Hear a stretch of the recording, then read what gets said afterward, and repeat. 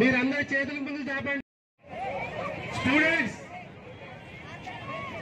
నాతో పాటుగా చెప్పాలి.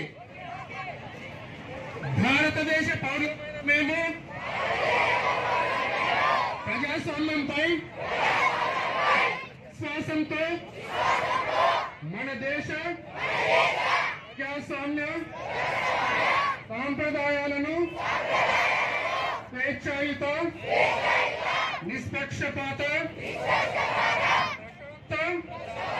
ఎన్నికల ప్రభావాన్ని నిలబెడతామని మతం, జాతి, కులం ప్రతి ఎన్నికల్లో నిర్భయంగా ఓటు వేయిస్తామని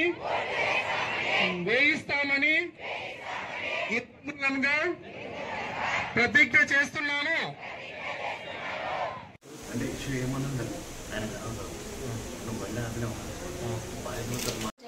సందర్భంగా ఈరోజు స్టూడెంట్స్ అందరితోటి ర్యాలీ తీసాము.